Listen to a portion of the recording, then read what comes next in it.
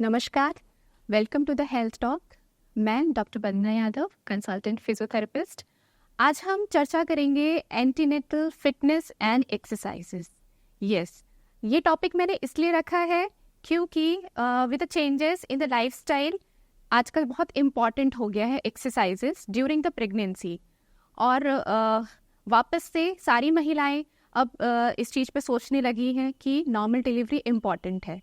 सो आज हम उसी में चर्चा करेंगे, इसी के रिगार्डिंग, जिससे कि आप थ्रू आउट आपके प्रेगनेंसी टाइम में आप एक्सरसाइजेस कीजिए, जिससे कि वो सिर्फ आपकी नॉर्मल डिलीवरी में ही नहीं बट ऑल्सो अगर इफ़ इन केस सिजेरियन भी होता है तो भी आपकी रिकवरी बहुत अच्छी होगी। तो इसीलिए एक्सरसाइजेस इंक्लूड करना बहुत इम्पॉर्टेंट हो गया है। तो हम यही डिस्कस करेंगे कि आप कैसे स्टार्ट कर सकते हैं एक्सरसाइजेस और क्या क्या सावधानियां रखनी है और कौन कौन सी एक्सरसाइजेस करनी है और कब करनी है। So before starting the exercises, first you need to consult a gynaecologist अपनी मेडिकल एंड फिजिकल फिटनेस के लिए, सो दैट आप बिल्कुल टेंशन फ्री होके एक्सरसाइजेस करें। बिकॉज अभी क्या हो रहा है, कई बार कुछ कॉम्प्लिकेशंस भी होती हैं। सो उसे रूल आउट करना ज़रूरी है, जिससे कि आप जो भी एक्सरसाइजेस करें वो एकदम कॉन्फिडेंटली और अच्छे से करें and you can enjoy your antenatal phase. Because initial जो आपका फर्स्ट ट्राइमेस्टर होता है दैट इज़ वेरी प्यूकिश, थोड़ा नॉजियाटिक भी होता है। सो वो तो थोड़ा सा like you are not enjoying, but yes आपका जो second trimester and third trimester होता है that you can really enjoy by doing the exercises and you can enjoy the changes going on. Yes, so उसको आप और better कैसे कर सकेंगे वो मैं आपको बताऊंगी अगर आप हेल्दी रहेंगे। तो हेल्दी रहने के लिए क्या है, आपकी जो ईटिंग हैबिट्स हैं वो तो आप डेफिनेटली बेटर करेंगे ही, बट उसके साथ साथ क्या है, जो भी चेंजेस थ्रू आउट हो रही हैं अगर आपको वो पहले से पता रहेगा तो आप थोड़ा सा मेंटली प्रिपेयर रहेंगे and you will B not that much worried कि ऐसा क्यों हो रहा है या इस तरह की प्रॉब्लम्स क्यों हो रही है। सो अब मैं डिस्कस करूँगी जो फ्रीक्वेंट चेंजेस होते हैं, फ्रीक्वेंट कंप्लेंट्स होती हैं न्यू मदर्स की, एक्सपेक्टिंग मॉम्स की। सो हम उसको पहले डिस्कस करते हैं, जिसमें से सबसे पहला है muscle cramps. Yes, muscle cramp बहुत कॉमन है और सारी ही फीमेल्स को यही रहता है कि नाइट में उनको मसल क्रैम्प आता है। सो मसल क्रैम्प को आप अवॉइड कर सकते हो थोड़े हद तक अगर आप एडिक्वेट अमाउंट ऑफ फ्लूइड लेंगे। जी हाँ, क्योंकि जैसा कि मैंने आपको बोला आपका जो फर्स्ट ट्राइमेस्टर होता है वो थोड़ा नॉजियाटिक होता है, आप खाने पीने पे नहीं ध्यान दे पाते हैं, जिसकी वजह से फ्लूइड कंटेंट कम होने लगता है, आयंस कम होने लगते हैं। तो कोशिश करना है मैक्सिमम अमाउंट ऑफ फ्लूइड्स लीजिए, जिससे कि मसल क्रैम्प्स आपको कम होंगे और पोटेशियम, सोडियम, इन सब की क्वांटिटी भी अच्छी रहेगी। अगर आप लिक्विड फॉर्म में लाइक अगर आप कोकोनट वाटर लेते हैं, जूसेस लेते हैं, और वाटर इनटेक तो अच्छा रखना ही है। Next most common is your lower back एक। यस, जो लोअर बैक एक है आप उसको भी अवॉइड कर सकते हो simply by doing few exercises या फिर just taking care of your posture. Yes, posture का अगर आप थोड़ा ध्यान देंगे तो वैसे भी आप लोअर बैक एक को कम कर सकते हो। Third most common is this varicose vein. जी हाँ, वेरिकोज वेन भी आजकल बहुत कॉमन हो गया है, जो कि लेग में if you can see bluish line होती है, जो आपकी नसें होती हैं जिनको हम स्टैंडिंग वेन बोलते हैं, वो दिखती है। सो आप उसको अर्ली जज आउट कर सकते हो और अपनी गायनी से डिस्कस करके जो भी कंप्रेशन गारमेंट या जो भी वो बताती है, क्योंकि उसके भी देखो लेवल्स होते हैं कि थोड़ा बहुत है या ज़्यादा है। थोड़ा बहुत है तो सिंपली अगर आप अपना वॉकिंग शेड्यूल और ये सब थोड़ा सा प्रिकॉशंस करेंगे तो वैसे ही ठीक हो जाएगा, उसमें इतना चिंता करने की ज़रूरत नहीं होती है। Now fourth is oedema. Yes, oedema बहुत कॉमन है and that too in the last trimester, इसीलिए आपको शुरू में इतना परेशान होने की ज़रूरत नहीं है। जो एडीमा होता है जैसे जैसे ट्राइमेस्टर वाइज आप थर्ड ट्राइमेस्टर में आते हैं due to lack of mobility, because इतना बिजी शेड्यूल होता है कि आप वॉकिंग कम कर देते हैं और मूवमेंट भी काफ़ी कम हो जाती है due to the difficulties. So oedema बहुत कॉमन हो जाता है। उसमें सिंपली कुछ नहीं करना है, जैसे ही आपको फ्री टाइम मिलता है you can just move your ankle toe movement. आप बीच बीच में एंकल टो मूवमेंट करते रहिए जिससे कि एडिमा ना हो, या फिर आप अगर ऑफिस में एक स्टूल पे अपना लेग रख लीजिए बीच में, दैट इज एलिवेशन। सो थोड़ा एलिवेटेड रहेगा तो उससे भी आप एडिमा को काफ़ी हद तक कम कर सकते हैं। This was the oedema. Now urinary incontinence. हाँ जी, यूरिनरी इनकॉन्टिनेंस भी लास्ट ट्राइमेस्टर में ही होता है, क्योंकि जैसे जैसे आपका पोस्चर चेंज होता है, आपकी स्पाइन एंटीरियरली आती है, then tummy is also coming anteriorly, तो उस पर थोड़ा प्रेशर पड़ता है ब्लैडर पे। तो ब्लैडर पे प्रेशर पड़ने की वजह से ये यूरिनरी इनकॉन्टिनेंस होती है, जो कि टेम्पररी है। After delivery this will subside by itself. So इसीलिए इसके लिए इतना परेशान नहीं होना है। So these were the frequent asked questions जो सारी मॉम्स पूछती है, जो वुड बी मॉम्स है। Now I will discuss you few more things that will help you. जी हाँ, सबसे पहले मैं रिलैक्सेशन टेक्निक्स पे आपको डिस्कस करूंगी, क्योंकि ड्यूरिंग लेबर क्या होता है, there is lots of panic. Okay, so there is nothing to panic. अगर आपको बैक ऑफ द माइंड ये चीज़ पता रहेगी कि what are the steps, what are the labour stages in all, क्या होने वाला है नेक्स्ट, अगर आपको सब पहले से पता होगा तो you are more focused and आप थोड़ा सा स्मार्टली इस चीज़ को हैंडल कर सकते हैं। And that could be only possible अगर आपकी प्रॉपर काउंसलिंग होती है। Yes, to the both the parents, not only the mother but also to the father. So दोनों की काउंसलिंग बहुत ज़रूरी है, सो दैट म्यूचुअली इस चीज़ को आप और ईज आउट कर सकें। सो इसके लिए बने हैं Lamaze classes. Yes, I will discuss little bit about Lamaze classes, जो कि आजकल नियर बाय सेंटर्स हैं, and you can take the advantage of that. In the Lamaze classes हम बस आपको एजुकेट करते हैं for the normal delivery, so that आप क्या है थोड़ा फोकस्ड ब्रीदिंग की practice throughout the pregnancy कर सके, जिससे कि at the time of delivery आपको काफ़ी रिलैक्सेशन मिलता है, और जिसकी वजह से आपकी जो ओवरऑल मसल है वो रिलैक्स्ड होती है, and in totality what you will get that is a reduced pain. Yes, आप जितना रिलैक्स्ड रहेंगे उतना पेन की सेंसेशन कम होगी और उतनी ही आप एनर्जी बचा सकेंगे। So for this is the relaxed focused breathing. So focused breathing बहुत हेल्पफुल है, जो कि आप शुरू से इसको करेंगे तो फिर आपको काफ़ी बेटर भी रहेगा, and you know the right way of breathing at the pain. Yes, क्योंकि the pain level is more, जिसकी वजह से क्या है आप अपना breathing pattern different कर लेते हैं, जिसकी वजह से more energy is required.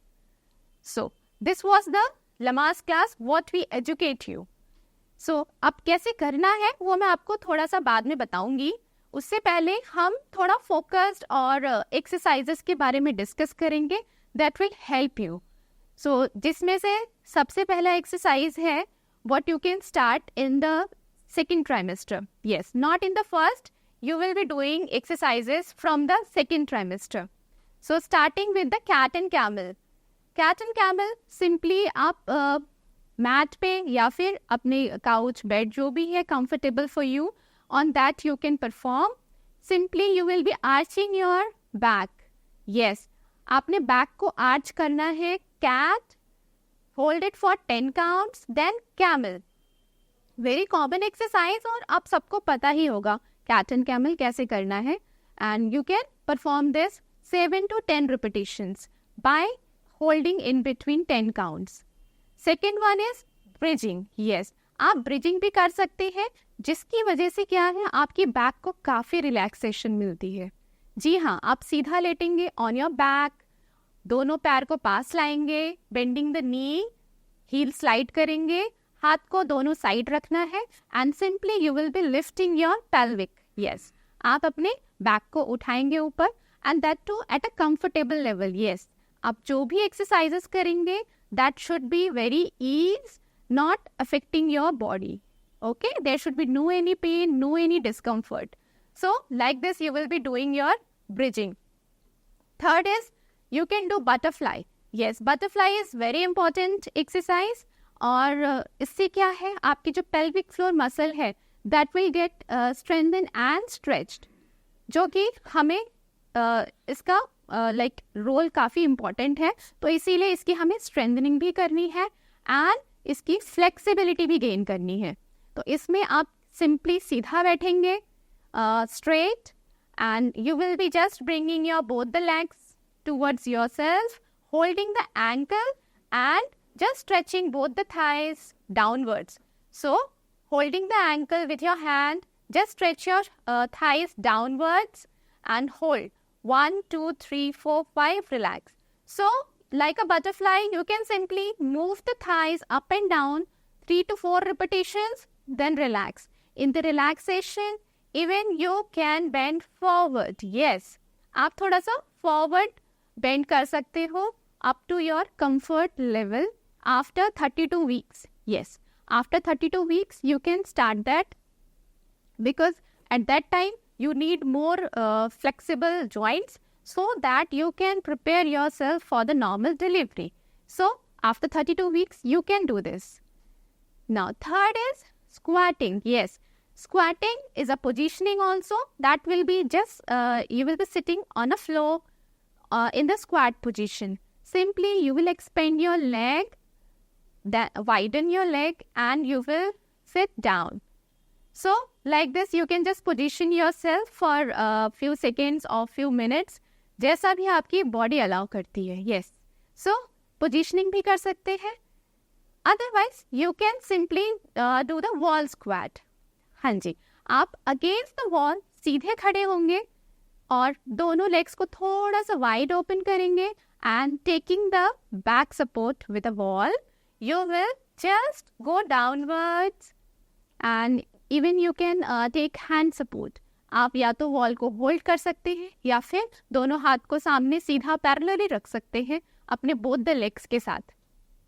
So आप wall squat भी कर सकते हैं, and that you can do 7 to 10 repetitions, and like this you can do wall squatting.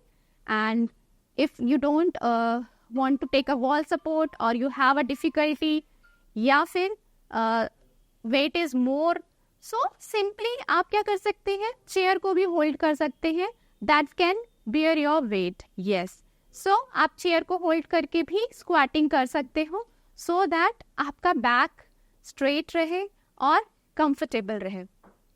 So this was squatting. Now I will be discussing about Kegels. Kegel is a very important, most important in fact, because that strengthens your pelvic floor muscle. And this will not lead you to the normal delivery, but also this exercise will improve your recovery. Yes, after delivery जो सबसे जल्दी improvement होती है and जिसमें हमें ज़्यादा improvement चाहिए, that is your pelvic floor muscle. Because pelvic floor muscle weak होने की वजह से ही आपका बैक पेन स्टार्ट होता है. सो कोर एक्सरसाइज करेंगे but after delivery, that will also I will discuss but in a next session. So इसमें क्या है, पेल्विक फ्लोर एक्सरसाइजेस में simply you can do in any position, in sitting as well as in a crook line position. हाँ जी, आप सीधा लेटेंगे on your back, you will just bend your both the knees, and in that position you just have to squeeze and lift up your perineal muscle. Yes, आपने simply imagine करना है like you are holding the urine. Yes, you just need to hold the urine, squeeze up 1, 2, 3, 4, 5, 6, 7, 8, 9, 10, then relax. So like this 15 to 20 repetitions you will be doing. In this exercise you just need to take care that your bladder is empty. Yes, in a full bladder you will not do Kegels because that will lead to a pressure. Yes, undue pressure पड़ेगा आपके और organs पे, इसीलिए make sure that bladder is empty. So like this you can perform Kegels throughout. This will not only strengthen your pelvic floor muscle but also this will promote you for the normal delivery. Yes. After this, some breathing exercises, and that too, जो breathing exercises है, that should be very focused. Yes, focused means you will be concentrating only one pattern. So simply taking a breath from the nose and breathing out from the mouth. That is the normal way of breathing. So आप इस पे focus करेंगे and that to a long breath.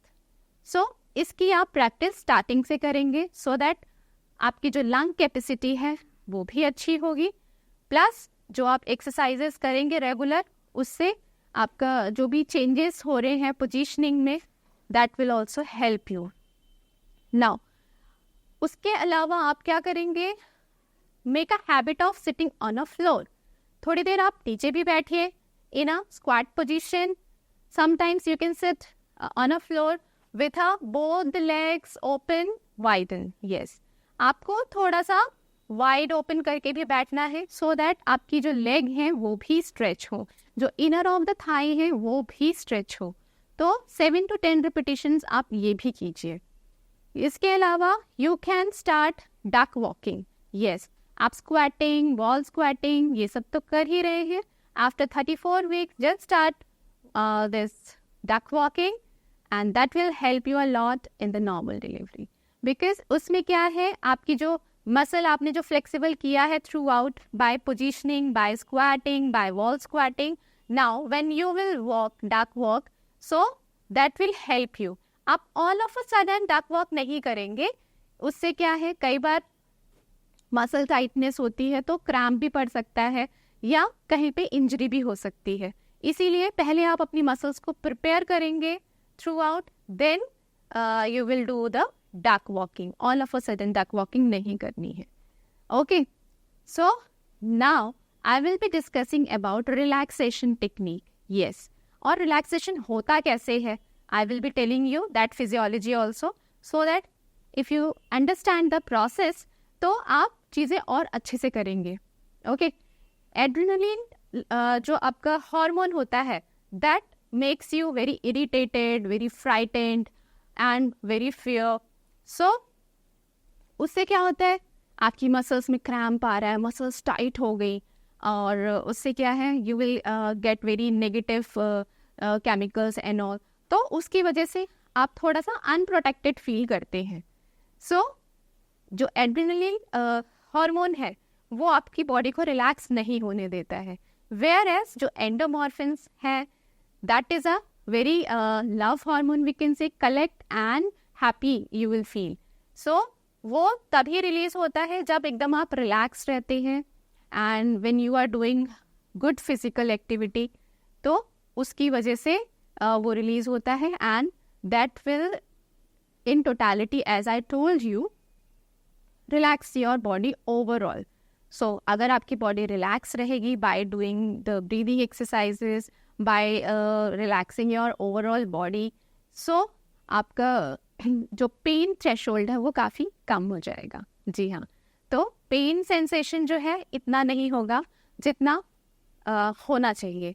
तो उसके लिए क्या है, जो आप एक्सरसाइजेस करेंगे and that too at the time of delivery, आप जो ब्रीदिंग फोकस्ड एक्सरसाइज करेंगे एंड जो आपकी सेल्फ काउंसलिंग होगी, जो कूल डाउन एक्सरसाइजेस होगी, that will overall help you, जिसकी वजह से क्या है, आपकी बॉडी बिल्कुल रिलैक्स रहेगी. नाउ रिलैक्सेशन टेक्निक्स में बहुत सारी चीज़ें हैं, like you can have a massage, you can have a hot और cold packs that will relax your body, and with that you can have a kneading. Yes, kneading also helps in the foot or to the wrist. So like this you can relax your body. And if sometimes in the end trimester what happens, there is at end of the day there is lots of fatigueness going on. So for the fatigueness you can just make yourself lie down on a side position. Yes, and that too on a left side, because there is a pressure on the organs. So आपको सीधा नहीं लेटना है, और left side लेटेंगे तो you will feel more comfortable. And you can keep a wedge pillow, yes, in between your both the legs. उससे क्या है, आपका जो pelvic है वो लाइन में रहेगा, and that will not create a pressure, and जिसकी वजह से क्या है, ओवरऑल बॉडी भी रिलैक्स रहेगी. अदरवाइज क्या होता है, due to the changes going on, आपका जो पेल्विक बोन है कई बार उस पर भी प्रेशर पड़ता है, and that is the very weakest portion जो आपका हिप जॉइंट होता है, very rare but yes researches shows, clinically भी हमने देखा है 1 to 2% कई बार हिप फ्रैक्चर्स भी पाए गए हैं, दैट इज हेयर लाइन। अगर ओबिसिटी ज़्यादा है या ओवर वेट है, कई पेशेंट्स 100 kg से भी अबव होते हैं, सो ये उनके लिए है। So like this if you will take care of the positioning, so आपका जो throughout till the end of the 3rd trimester will be very good, जिसकी वजह से क्या है आफ्टर डिलीवरी जो आपने थ्रू आउट एक्सरसाइजेस की हैं, जो लाइफस्टाइल चेंजेस किए हैं, definitely that will help you. So like this you can modify your full pregnancy antenatal time so that you can prepare you for yourself safe and normal delivery, जिसकी वजह से क्या है definitely if there is a normal delivery, so आपका जो antenatal phase अच्छा था, so postnatal phase भी काफ़ी अच्छा रहेगा, and उसमें भी काफ़ी सारी चीज़ों का ध्यान देना होगा postnatal भी, इसीलिए मैं वो भी डिस्कस करूँगी नेक्स्ट वीक। सो पहले हम इसको अच्छे से समझ लेते हैं। सो इसमें क्या है, आपको अब फ्रीक्वेंट क्वेश्चंस पता है जो प्रॉब्लम्स होती हैं। नेक्स्ट क्या था, relaxation techniques, now you know all those also. With that you need to do focused breathing, वो भी आप थ्रू आउट करेंगे, जो कि नाक से सांस लेना है और मुंह से छोड़ना है। और जब आप सांस ले रहे हैं, so your abdomen should be going upwards. हाँ जी, सो उसके लिए क्या है, आप अपना हाथ रख के भी ब्रीदिंग कर सकते हैं लाइक दिस। आप अपने डायफ्राम में हाथ रख के ब्रीदिंग करेंगे तो you will get a feedback. जब आप लंबी सांस ले रहे हैं तो it is coming upwards, yes. So हाथ रख के आप उसको और बेटर कर सकते हैं so that you can get the feedback. So नाक से लंबी सांस, breathe out. Like this you can do 7 to 10 repetitions. Now after this what you can do, agar if you are working, so definitely in the last trimester क्या होता है, you get lots of fatigueness end of the day. So in the end of the day you can just sit rest, you can just use a pillow support at your back in between so that you can get more relaxation. उसके साथ साथ क्या है, end of the day you can just have a hot fermentation that will also ease out your fatigueness. Yes, at the back, lower back, you can have a hot pack. With that, you can have some hot baths. Yes, that will also soothe your whole body and you will get lots of relaxation. So, I hope this much information is okay for you, and definitely you will be doing few of the exercises, not all, but this will definitely help you for your normal delivery. But remember, if due to any complication there is a cesarean, so no need to worry, because these exercises will help you in the good recovery also. So next week I will be here with you for the postnatal time, and I will be telling you all the necessary information so that you can enjoy your motherhood journey. So tab tak ke liye just keep watching the health show. Take care. Thank you. Namaste.